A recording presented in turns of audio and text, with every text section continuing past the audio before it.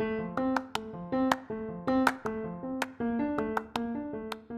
you have ever thought about starting your own podcast, you should check out Riverside. Riverside is an online recording studio that lets you record podcasts and video in studio quality from anywhere. And if you click on the affiliated link in the episode description and you buy a subscription, you will also be supporting the podcast. And if you're going to start your own podcast or you just want to continue to listen to great podcasts, you need headphones or speakers. If you click on the Amazon affiliated link, you can get great deals on headphones and speakers. And if you make a purchase, it will also help support the podcast. Both links will be in the episode description if you are interested.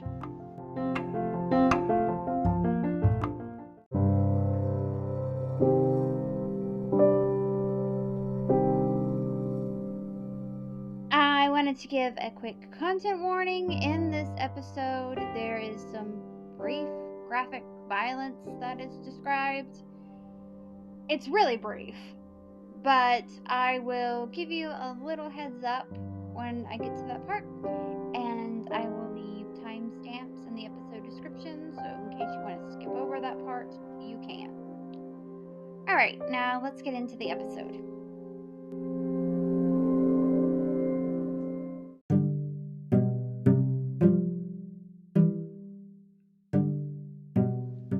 I feel like most of us have at least one major unexpected twist of events happen in our lives. Life can be full of surprises. Maybe your unexpected twist is the classic enemies to lovers trope, or maybe you took an elective class in college on a whim and that inspired you to change your major. Or maybe, one day, you randomly decided that you were going to start listening to podcasts, and so you picked a few history podcasts to listen to, and before you knew it, you were buying headphones, a mic, a pop filter, and a sound shield, and starting your own history podcast. When it comes to that last example, I speak from personal experience, in case you were wondering. Whatever your unexpected twist is, I can guess with almost certainty that your unexpected twist is not going from being a king to being a pirate. Ahoy! My name is Courtney Jewell, and you are listening to the second episode of the third season of History Shelf, a podcast about history that proves that sometimes fact is even more interesting than fiction. 'Tis season 3 of History Shelf, and I have titled this season Yo Ho, A Pirate's Life for Me. In this season, it be all about pirates, the pirates and scallywags that sailed the 7 seas, in some rivers, looking for booty as they made their travels. Some of these pirates came from humble beginnings, while others, surprisingly, came from well-to-do families. But no matter where or who they came from, they all had one thing in common. They be pirates. And for this week, I am talking about Eric of Pomerania.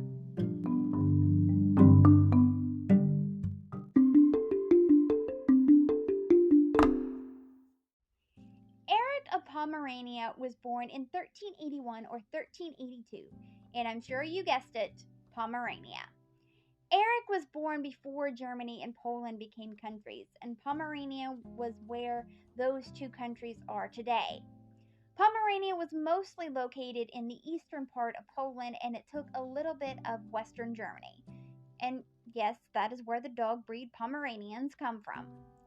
If you are a return listener, you may remember this area from last season because Pomerania was where Sidonia von Bork was from, and I did an episode on her last season. That episode is available to listen right now if you are interested. But anyway, back to Eric. Eric's story is kind of similar to the subject of last week's episode, Jean de Cleason, in the sense that Eric has a lot of backstory before becoming a pirate. Just like with Jean, I don't believe there was ever a time in his life where he thought he would eventually be a pirate. I don't think he decided to be a pirate until he became one. like with Jen, I don't think she ever thought about becoming a pirate until she wanted revenge for her husband's execution. There are going to be other pirates I cover this season where that is not the case for them. Other pirates this season are going to have being a pirate as their only story, at least the only part of their story that is well known and well documented. But that is not the case with Eric. Eric's father was Władysław VII, Duke of Pomerania, and his mother was Maria of Mecklenburg-Schwerin. Eric was born into the house of Griffin. The Griffin dynasty ruled the Duchy of Pomerania from the 12th century until 1637. So, also like Jen, Eric came from a very wealthy and a very powerful family. Eric's first name at birth was actually Bogislaw, and he was born in Rugenwald, Pomerania, in what is now today Darlaow, Poland. He mainly went by the name Eric, though, so that is what I will be calling him for this episode. Eric had a great aunt that was the Queen Regnant of Denmark, Norway, and Sweden, which at the time also included what is now known today as Finland.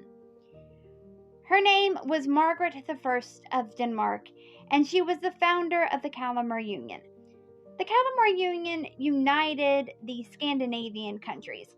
Think of it as the Scandinavian version of the UK, but the Kalmar Union predates the UK. Margaret's father was King Valdemar or Waldemar IV, and he was the king of Denmark. When Valdemar died, he didn't have any living sons. Only 2 of his 6 children were still living. His daughters Ingeborg and, of course, Margaret. Valdemar did not name an heir before he died. Ingeborg was Valdemar's oldest living daughter, so her son had a stronger claim to the throne than Margaret's son Olaf had, but Margaret was able to persuade the Danish council to declare Olaf the king of Denmark and make her regent. So in 1375, she became the regent of Denmark. Margaret's husband Håkon VI of Norway was king of Norway and Sweden. At the time, Norway also included the countries known as today as Greenland and Iceland. Although he really stopped being the king of Sweden in 1364. In 1364, Swedish nobles booted Håkon and his father Magnus off the Swedish throne, and they put Margaret's sister's brother-in-law Albert on the throne. On September 11th, 1380, Håkon died. At the time of his death, Olaf was only 10 years old. A literal child cannot be a king, or at least he can't be a ruling king. He needs a regent. So, Margaret was his regent. So, she was now in charge of Denmark and Norway. Sweden then regretted putting Albert on the throne, and Margaret was able to convince them to name her son, Olaf, the heir to the Swedish throne, and of course, she would be the regent. But on August 3rd, 1387, Olaf died. Olaf was Margaret's only child, but Sweden still wanted Albert out, so they continued on, and in 1389, Albert was captured, and even though Olaf had died, they still gave the power to Margaret. So, Margaret was then ruling over Denmark, Norway, and Sweden. I told you all of that because Margaret needed an heir since her son Olaf had died, and the person that she picked to be her heir was Eric. Margaret adopted Eric in 1389, and that is when his name changed from Bogislaw to Eric. His name was changed to sound more Nordic. Margaret also adopted Eric's sister Catherine. Catherine appears to be Eric's only sibling. Eric and Catherine were adopted for political reasons because at the time of their adoption, both of their parents were still alive. Władysław died sometime between November of 1394 and February 23rd, 1315. and Maria died sometime after May 13th, 1402. When Eric was adopted, he was adopted into the house of Estraston, and he went to go live with Margaret. On September 8th, 1389, he was crowned King of Norway and Trondheim. In 1396, Denmark declared Eric king, and then Sweden followed as well. On June 17th, 1397, he was crowned King of Norway, Denmark, and Sweden in the Cathedral of Kalmar in Sweden. In Norway, he was known as King Eric III. In Denmark, he was known as King Eric VII. And in Sweden, he is known as King Eric XIII. He really wasn't King Eric XIII. He is just known as King Eric XIII because that's just counting backwards from King Eric XIV. You may remember King Eric XIV from the Queen Elizabeth I episode. He was one of Elizabeth's suitors. He also really wasn't the 14th Eric to rule Sweden. He is just known as Eric XIV because of another story that I'm not going to get into because it's not really a story about Eric of Pomerania. It's more of a King Eric XIV of Sweden story. So I will not be getting into that on this episode. But even though Eric had been crowned king of all of those countries, Margaret was the one that remained in charge of all three of the countries until her death on October 28th, 1412.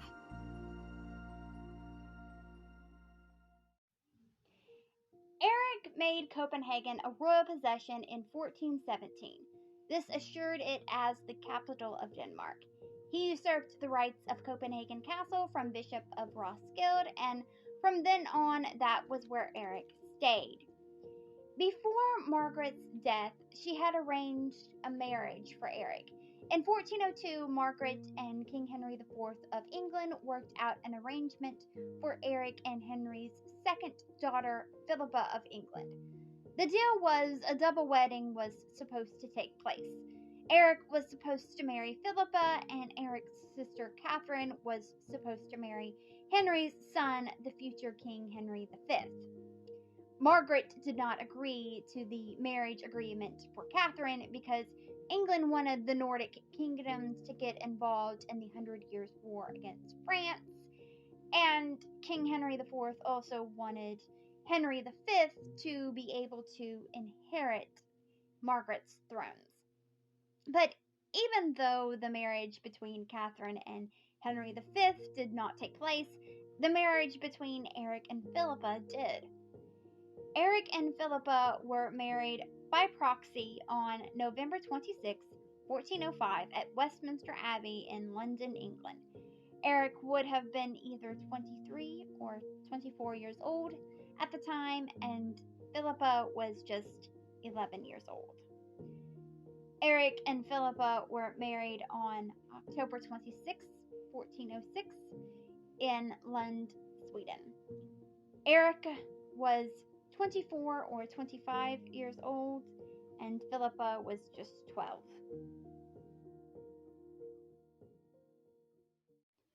Eric and Philippa seemed to have an alright marriage, despite the age gap. Philippa was very smart and capable, and she helped rule the three kingdoms. She spent a lot of her time in Sweden. She loved Vadstena Abbey. Eric went on a pilgrimage to Jerusalem from 1423 to 1425, and he made Philippa regent of Norway, Denmark, and Sweden. So he clearly trusted her judgment. After his pilgrimage, he was named Knight of the Holy Sepulchre by the Franciscan Custody of the Holy Land. The Knights of the Holy Sepulchre is a Catholic order of knighthood. In 1429, after 23 years of marriage, Eric and Philippa had their first child.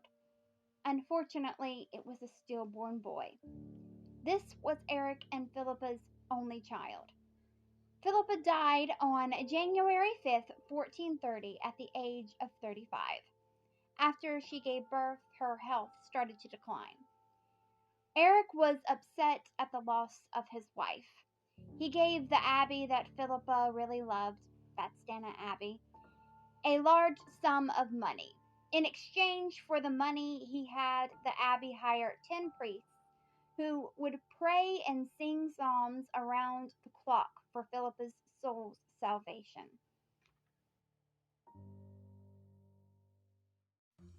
As a ruler, Margaret was very capable, and as a ruler, Philippa was very capable. But Eric, well, that was another story. Eric was smart, energetic, charming, and well spoken, which are all great qualities for a ruler to have, but that is not all that it takes. Eric was also stubborn, had a bad temper, and sucked at diplomatic tasks, and those are not great qualities for a ruler to have. So it seems that maybe there was a disconnect between his personal and professional life. Like, maybe he was charming outside of a business setting. And maybe he was really book smart, but he had a hard time applying that smarts to his job. Apparently, Eric was also attractive. Well, at least to Pope Pius II, he was. He described Eric as having, quote, a beautiful body, reddish yellow hair, a ruddy face, and a long, narrow neck. Alone, without assistance, and without touching the stirrups, he jumped upon a horse, and all the women were drawn to him, especially the Empress, and a feeling of longing for love. End quote. So, Pope Pius II, verified fanboy of Eric of Pomerania. There were a lot of people in Norway, Denmark, and Sweden that did not like the way that Eric was ruling, and there were a few reasons why they didn't like his rule. One, he was war hungry. Almost as soon as he sat his ass on the thrones, he tried to expand his empire through war, because I guess being the king of Norway, Denmark, and Sweden was just not good enough. Eric launched not one but two wars against the Counts of Holstein. The first war was from 1416 to 1422, and the second war was from 1426 to 1435. The Hanseatic League joined the Holsteins in 1426. The Hanseatic League was an organization that was founded by North German towns and German merchant communities. The Hanseatic League joined the Holsteins because Eric favored Danish merchants and artisans. Philippa had actually negotiated a monetary deal with the Hanseatic League, but Eric undid the deal. In 1426, Holsteins and the Hanseatic League attacked Copenhagen. Eric was not there at the time. He was at Sorrow Abbey, and he did not return, and so Philippa managed the defense of the capital. Again, Philippa was a much more capable ruler than Eric. She was a badass. And had she lived longer, things may have went very different.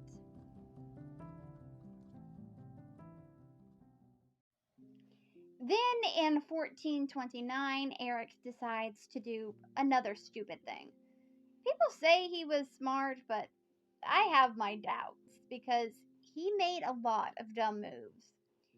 In 1429, he came up with the sound dues. What the sound dues were tolls that ships had to pay when they entered the Baltic Sea, passing through the Sound, and when they left the Baltic Sea.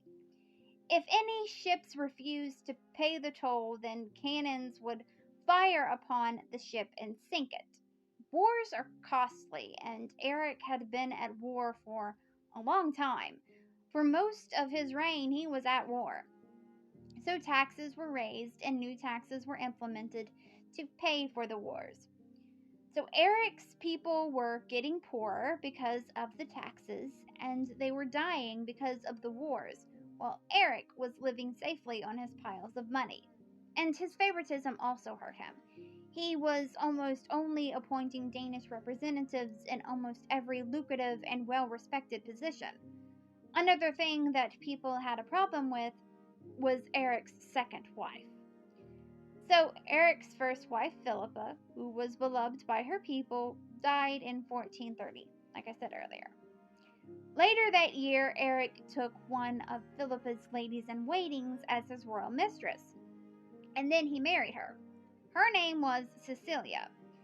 This marriage was a morganatic marriage, or what is also known as a left-handed marriage. And what that is a marriage between two people of unequal social rank. No one liked the idea of Eric and Cecilia together. Well, no one other than Eric and Cecilia.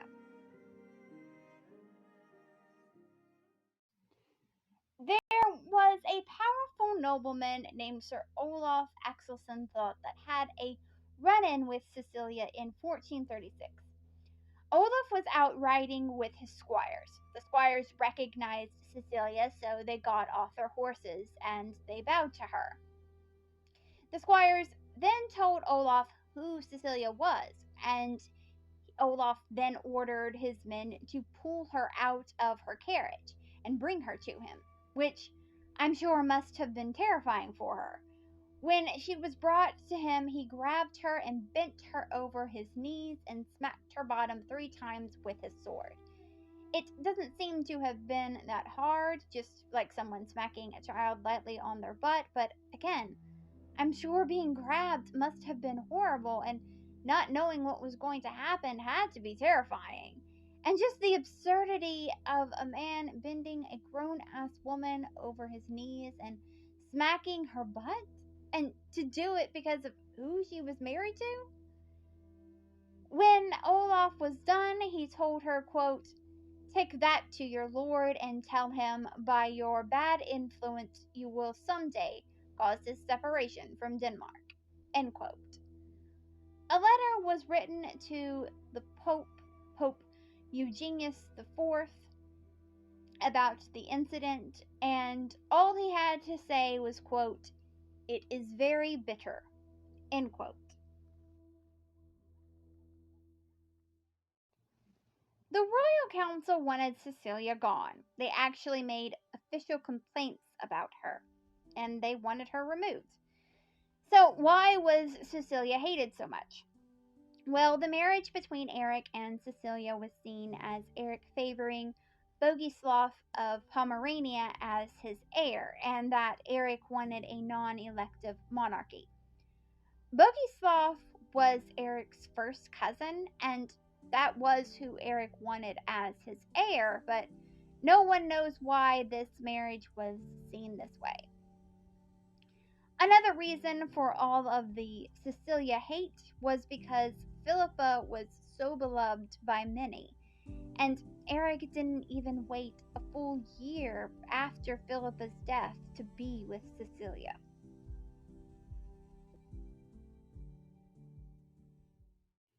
In 1434, shit really hit the fan for Eric. Farmers and miners as in mine workers, in Sweden decided to start a rebellion. This was the Engelbrekt Rebellion. It was led by a Swedish nobleman named Engelbrekt Engelbrektsson. I swear that was his real name. And it lasted from 1434 to 1436, and the rebellion took place because of the reasons I just covered. People in Sweden were sick of the wars that Eric was getting into. It was hurting their exports, but they still had to pay the outrageous taxes. And they didn't like how he was favoring Danes. So the Swedish Privy Council wanted to self-govern to a certain degree. I want to stress here that they didn't want to boot Eric off of the throne. They just wanted him to listen to them and for him to change some of his policies and the way that he was governing. So Engelbrekt was an owner of a mine, and peasants were the ones that picked Engelbrekt to be the leader of the rebellion. What they wanted was for Eric to respect Sweden's constitutional rights, and they also wanted a local foreign bailiff named Jens Eriksson to be dismissed. They wanted him gone, Or at the very least, they wanted Eric to tell Jens to go easier on them because he had some harsh punishments, like tying people up underneath fires. And at the beginning of Eric's rule, he had removed an evil bailiff, so they had thought that he would do it again. In August of 1434, Eric and Engelbrecht met in Vadstena to enter into negotiations, but it did not go well. So peasants burnt Borganus Castle, and the rebellion just spread throughout the country, and many other castles were burned. Jens ran off to Denmark because he knew that the rebels wanted him dead. He was replaced by Hans Everstein, but that wasn't enough for the rebels because they wanted legal action against Jens. The rebellion grew. It spread beyond just the peasants to nobles and clergy. The clergy were mad because they had someone that they had picked to be archbishop and even had the approval of the Pope, and Eric ignored their pick and placed his own pick into that position. So the rebellion kept marching along, castle to castle. When they came across a castle, they would give each bailiff the same deal. The deal was that the bailiff would hand over their castle to the rebels, and if in 6 weeks Eric didn't come to their aid, then the rebels got the castle. Eric never came to their aid. Engelbrecht gave castles of the foreign bailiffs to Swedish noblemen that were loyal to him. So in return, those Swedish nobles signed a paper that said that they no longer considered Eric their king.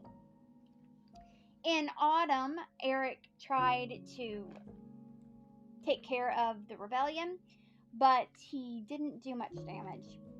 His flagship of his fleet sunk. In November, Eric reached Stockholm. They reached a stalemate before the fighting even began. In January of 1435, the fractions of the rebellion met to choose their leaders, and they talked about where to go from there. Engelbrecht was made captain of the Swedish realm. The Swedish council added more members to the council from minor nobility, something that only the king was supposed to have the power to do.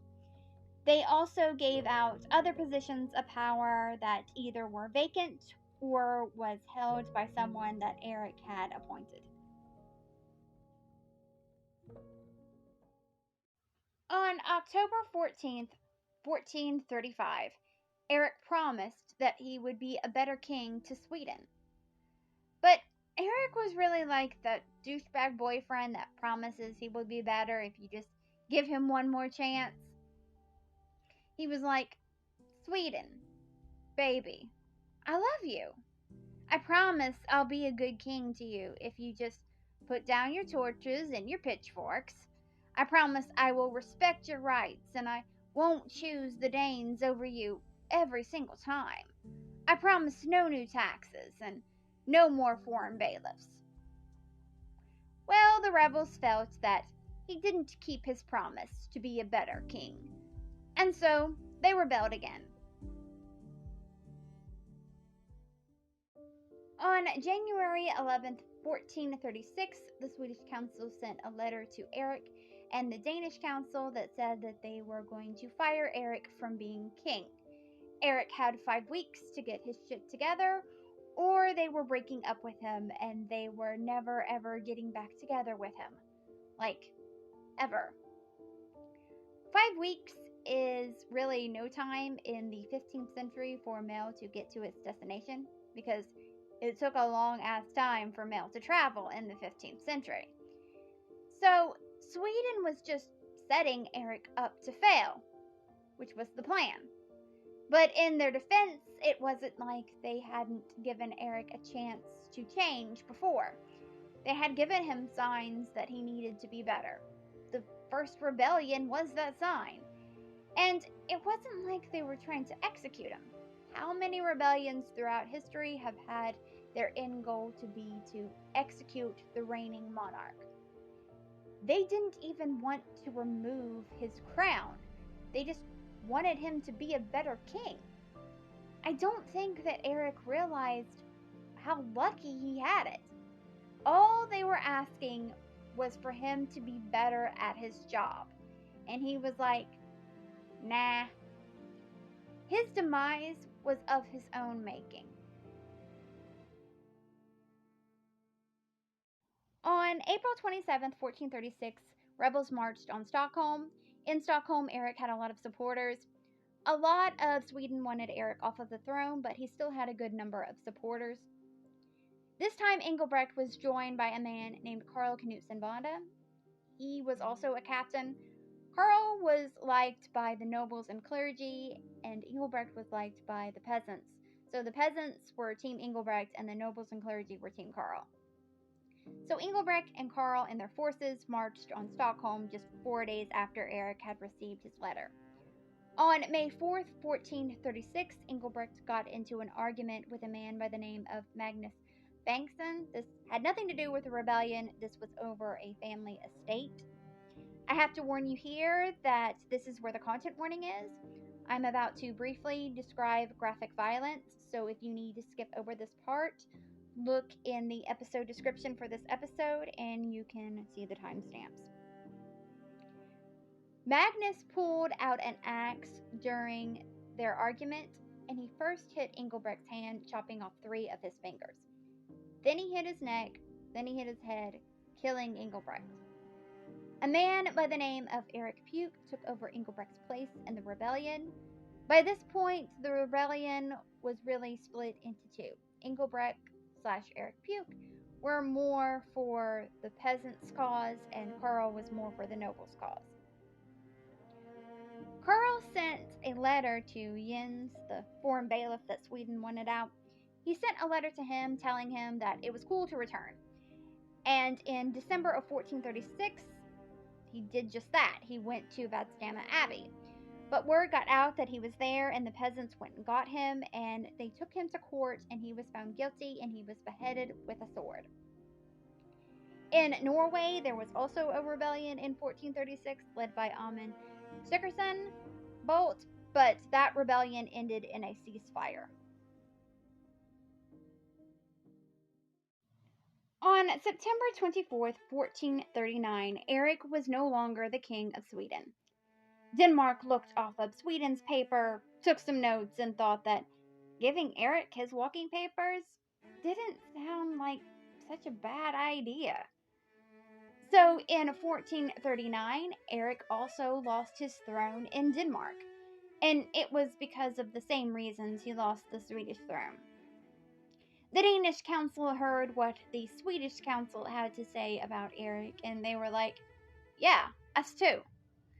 A big thing that hurt Eric was that he was really pushing for his first cousin, Bogislaw IX, Duke of Pomerania, to be his heir. The Danish council was like, no, forget it, you ass. That is literally what they told him. Sweden and Denmark brought in Eric's nephew, Christopher of Bavaria, to be their new king. So the only kingdom Eric had left was Norway.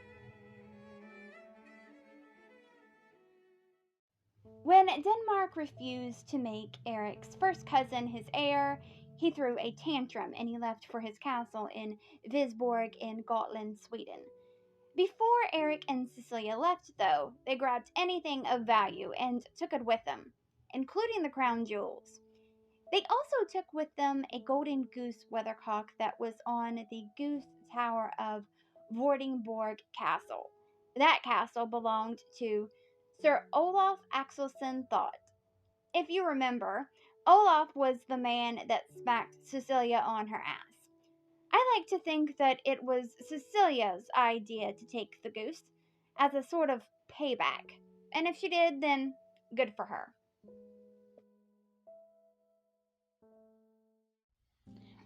When Eric took off, he told a nobleman and knight named Sigurd Johnson to rule Norway under Eric's name.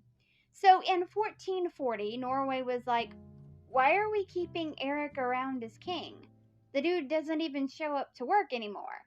He gives his work tasks to someone else to do. So, Norway took a page out of Sweden's and Denmark's book, and they also got rid of Eric as their king. They also made Eric's nephew Christopher their king. Eric puts me in mind of a child that gets everything but one thing they wanted for Christmas. And because they didn't get that one thing, they throw a fit and say that they don't want anything that they got. Norway was going to keep him as their king. He would have been the king of one country, which is more countries than most people get to be king of in their lifetime. But because Sweden and Denmark said that they didn't want him anymore, Eric just abandoned Norway. Eric stayed in Gotland for 10 years. This was when Eric became a pirate. I know it probably feels like it took forever to get here, but we did get here.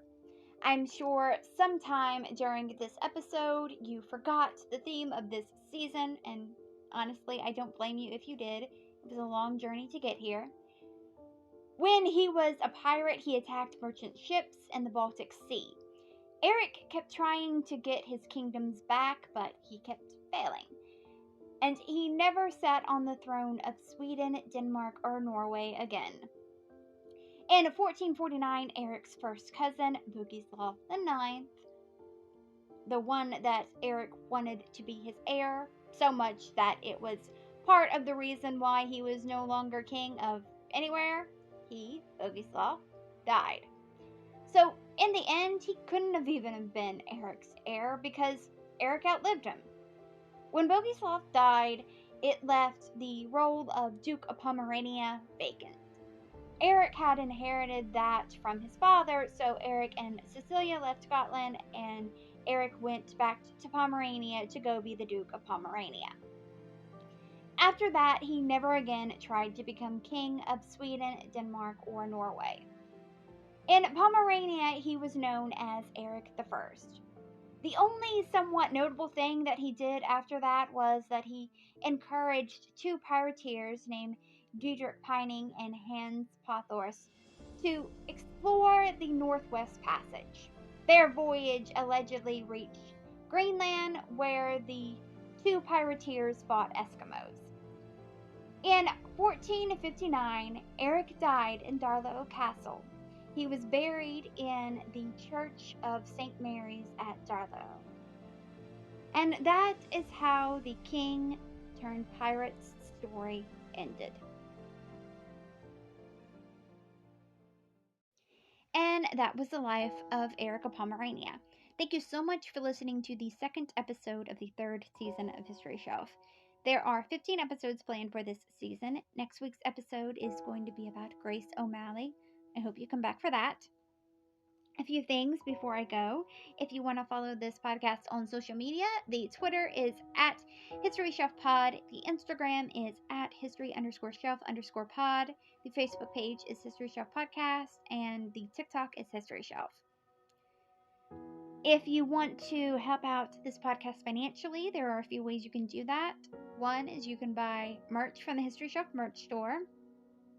Another is you can become a Patreon. This podcast is always going to be free, but there are some perks that come with becoming a Patreon. The first tier is called History Student, and that is $1 a month. And with that, I will give you a shout out on all of History Shelf's social media accounts. I will also, for every episode that I do, I will choose one Patreon at random, and I will give them a shout out at the end of the episode. The second tier is called History Fan, and that is $3 a month, and with that, you get the first tier, plus you get to vote in a poll that helps me choose the theme for the next season of this podcast. The third tier is called History Buff, and that is $20 a month, and with that, you will get the first two tiers, plus you will get a handwritten note of thanks mailed to you from me. And the last tier is called History Lover, and that is $40 a month. And with that, you get the first three tiers, plus you get to choose one item from the History Shelf merch store. Another way that you can help out the podcast financially is to take out ad space on the podcast. I have a gig on Fiverr that will let you do that. Also, if you click on one of the affiliated links, there's one for Riverside and there's one for Amazon. If you click on one of those links and you buy something, that also helps out the podcast. But if you don't want any of the merch or any of the perks and you don't want to buy anything, but you still want to help out this podcast financially, I have turned on listener support on Spotify for podcasters. But as always, the best way that you can support this podcast is to continue to listen to it. And there are a few other ways that you can help out this podcast for free. One is if you are listening on a platform that lets you rate this podcast 5 stars. If you do that, that would be very helpful. Also, sharing this podcast with your friends and family on social media would also help out a great deal. Alright, well, until next time, keep learning, keep loving history, and come back for next week's episode. Bye.